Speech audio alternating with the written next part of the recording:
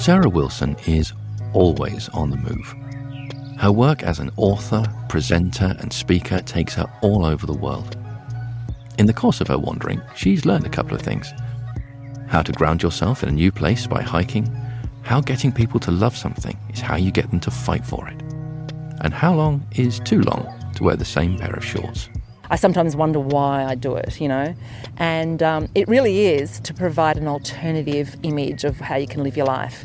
My images of me popping up around the world hiking, wearing exactly the same clothes. I wear the same clothes. I mean, the T-shirt I'm wearing, I bought this probably 7 years ago. I did have a pair of shorts, one pair of green shorts for 11 years, and I was known for these green shorts. People would spot me in the street based on these shorts until they became too obscene.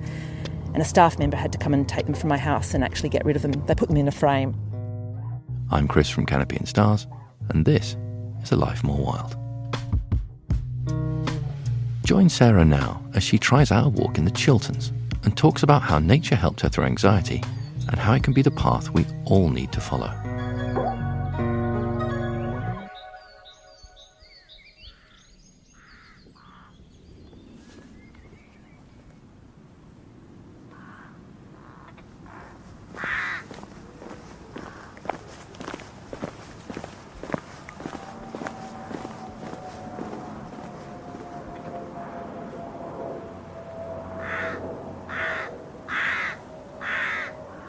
So I've been travelling the world for about 15 years with my work, living out of mostly one backpack.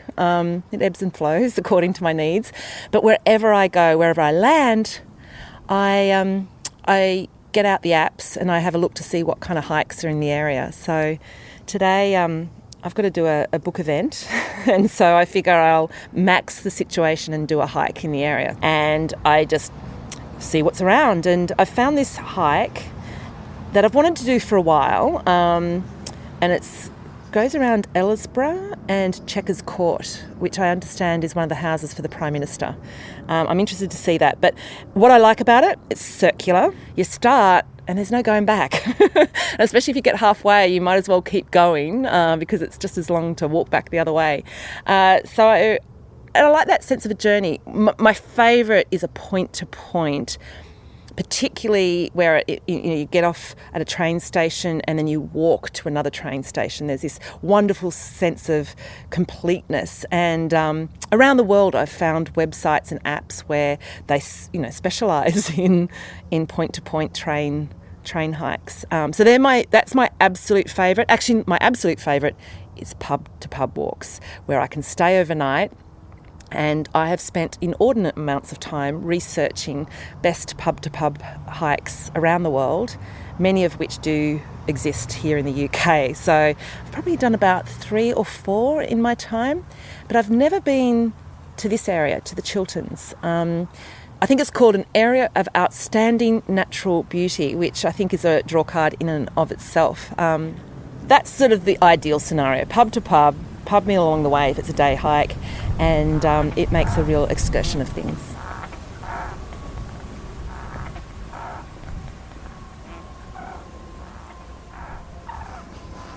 Morning.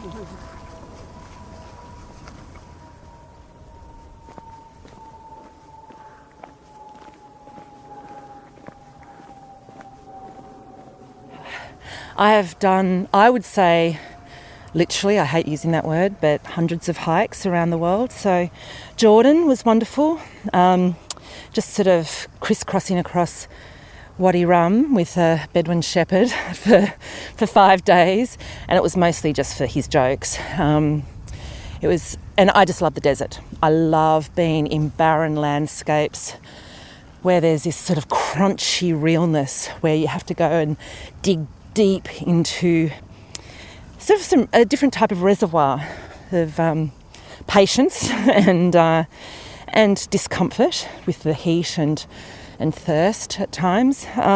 Feels very original. I've done a fair bit of hiking across the Australian desert, and there is nothing like sleeping, on the ground under the stars. Again, it sort of just feels so original. So much about hiking is about finding congruence being out in nature, a lot of people say they feel like they belong, and they feel this sort of, feelings like awe and so on. And there's so much science now that explains why that is the case. So one little study that I really like is the idea of so much in nature involves fractals, these repeated patterns. So the petals in a flower, the sort of the concentric circles in a tidal pool, tree trunks, fern fronds, these beautiful repeated patterns. And our retinas also work to fractals. And when we see these patterns in nature, there's this congruence that happens in our brain where there's a match-up, and that creates this wonderful spontaneous sense of belonging. There's countless studies like that, but that one I think is really lovely.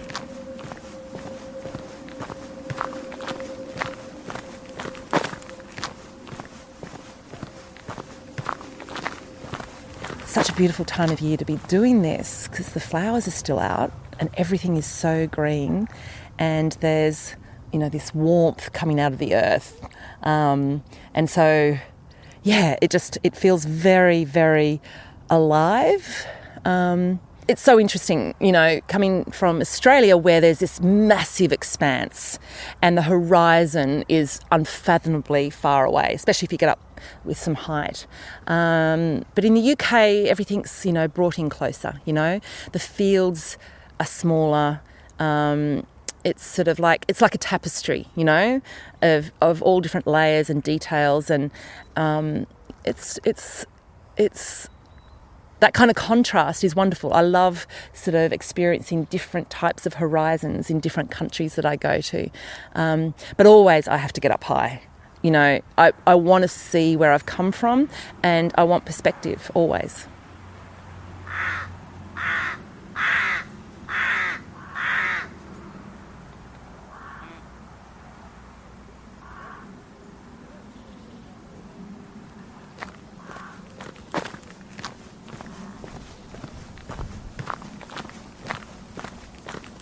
Walking in nature, if we want to reduce it to that, has been a little bit of a really intuitive coping mechanism for what has been a lifelong journey with anxiety. So I remember my 21st birthday, I dragged my friends up a mountain, and that seemed like a completely normal thing to do. But just to sit up there and watch the sunset, that was my 21st.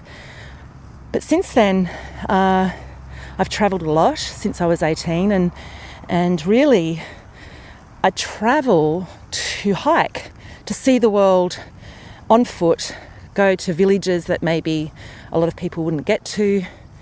I use hiking as a way to, for transport, and it's my way, of seeing the world. So I travel to hike, and I hike when I'm, to travel.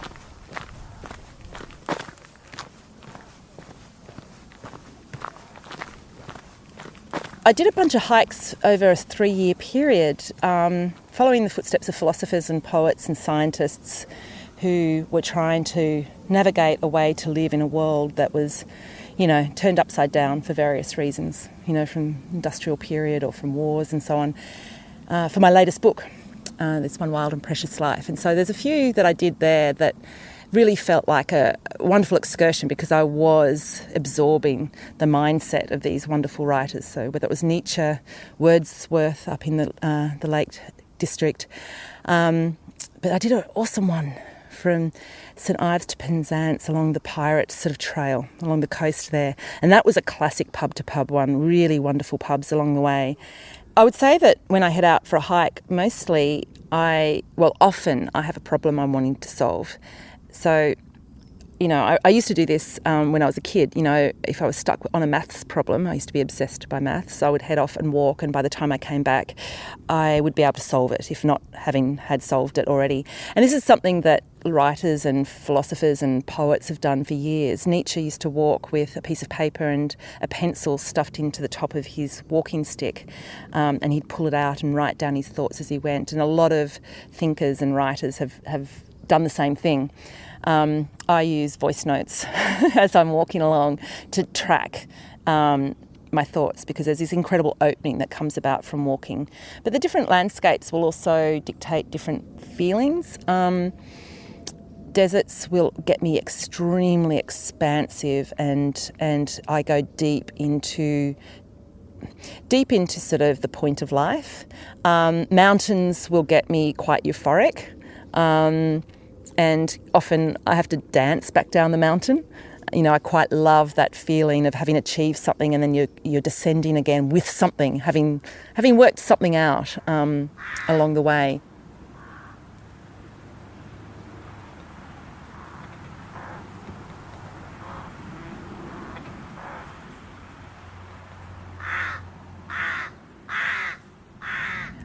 I think from having fairly severe anxiety over the years, nature has been my grounding. You know, it's kept me very grounded. And, you know, I developed bipolar disorder, which was called manic depression, before there was much information on it and much understanding, other than to give you, you know, really intense medication, which I was on for a lot of my 20s. And I think I naturally had to form ways of coping, you know, through intuition, and going into nature just worked. It just gradually evolved that way. And, you know, it's been a big part of my journey to work out why and how. You know, I don't want to just accept my feelings around it. You know, we live in a world where we need proof. So that's been a big part of it. But as I've delved into where the world's at the moment, with all the kinds of fragmentation, the climate crisis, nuclear threat, pandemics, you know, everything that's going on, which is the basis of my book. My book was about going on a journey to find a path through it. And what was funny was, as I was writing the book, I was getting very overwhelmed. I was feeling everything that so many people are feeling about this topic, or all the topics, all the things. And to cope, I would take off to go and hike, to be able to process my thoughts and calm down and get perspective on what really mattered. And it was through that I suddenly realised, and there's a bit in my book where I actually describe the moment when it happened, when I went, oh my God, this is the path. Because when we love something hard enough, we will fight to save it. There's all those wonderful stories of the 50-kilo woman who can lift a car off her child, you know, and stories of sporting teams that are the underdog, and they're the losing side, and there's 30 seconds before the siren, and they come out of nowhere with this kamikaze energy because, you know, they want to win this. You know, they're sick of being the underdog. So human nature has that capacity, and I think that when we go into nature, we get that feeling of congruence, that sense of belonging, the attunement that we're part of a flow, we're part of something bigger. We feel held. We don't feel so alone. Things make sense.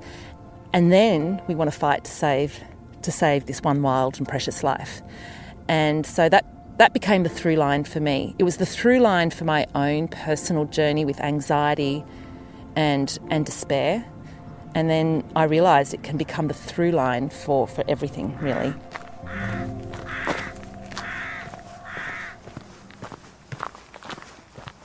I quite love the rhythm of these and the noise that it makes as it opens and closes.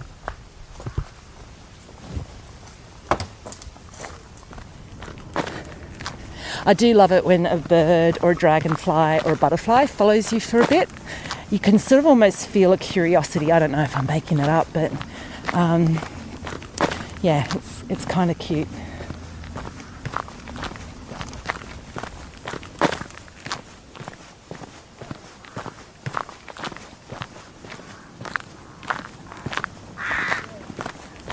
Look, along the way, this ridiculous journey I've been on for really 15 years to try to work out what it's all about. I've met some incredible people. His Holiness the Dalai Lama was one such. I remember I sat down once to interview him, and I was told, you know, one question only, because he likes to talk and he'll rabble on, and they weren't half right. So my question was really one that I think a lot of us ask, and a lot of us ask it, it's essentially this: how do we stop our mind from chattering? How can we calm the mind? And at the time, I remember this just, you know, drove me mad. You know, I don't sleep. I'm distracted by my thoughts. Anyway, his answer was, don't bother. And I sort of looked at him and he said, there's better things to do. He said, I could perhaps sit in a cave on the top of a mountain and meditate for 2-3 years and perfect it. And, he said, but what's the point? He said, and he used the word altruism. He said, I've got altruistic work to do. And then he rattled off what he'd done. He'd just been in Japan. He'd spoken to 3,000 people. He'd been, somewhere else in the world. And he said, we are better being in action. And he actually said it's a waste of time. He said, sure, meditate, but come out into the world and do good work.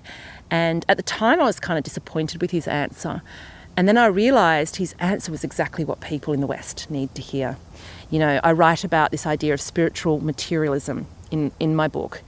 We think that if we go and sit in lotus position and go to yoga and go to sound bath sessions, that's going to fix things. And we've got obsessed by this going inwards and looking after ourselves, self-care. That's not what the world needs right now, and it's not what we need. We need to engage in collective action, and we need to come together and heal that aloneness that we're feeling.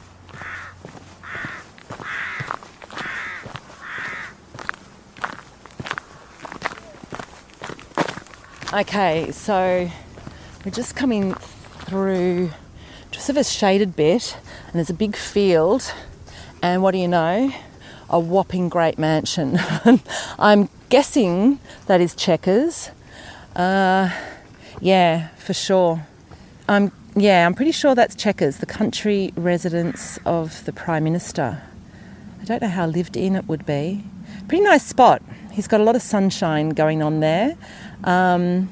He'd be protected from the wind, and a lot of curious tourists get to walk around the edges of the estate.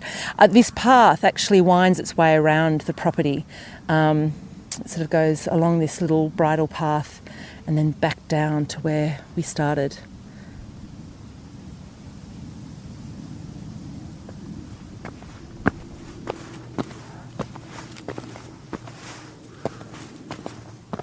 A lot of people ask me, what's your favourite hike? And my answer is the next one, because I have not had a bad one. It can be pelting down with rain, it can be snowing, it can be like sideways, just wind that, blows me off the path, and I will still have a fabulous time. So I kind of like that testing of the unknownness, testing of uncertainty. In many ways, hiking is a way of building resilience for real life, for the rest of life. And, it's a fairly direct metaphor. If you can go into a scenario and accept whatever situation is going to come about, and knowing that it will be an adventure. My dear friend Tim taught me this phrase, Sarah, keep the camera rolling, which is to say, just go and see what happens next. The story hasn't finished. And hiking is so much about that, one foot in front of the other, right from, planning out the hike, is you get there, you see what happens, you look, there'll always be a hike to do wherever you are in the world. And if you take the attitude that it doesn't really matter how perfect it is, it'll unfurl as it needs to. And the thing about hiking is you just start and you start walking, and the magic, does its job on you. So you just start walking, even if it's 20 minutes. And, I've looked into the studies on this. There's been 40 to 45,000 studies that have been done on the benefits of walking in nature, hiking. Mostly done out of Japan and South Korea, where they take this stuff really seriously, and hiking is part of their health policies. But yeah, mostly it's just being out there in nature, seeing the patternings, putting one foot in front of the other. Hi. Good morning. Come on. It naturally just does its job on your physiology, on your mental health, on the connections that go on in your brain, the prefrontal cortex. And it's actually a real relief to know you don't have to do much more than that other than just start walking.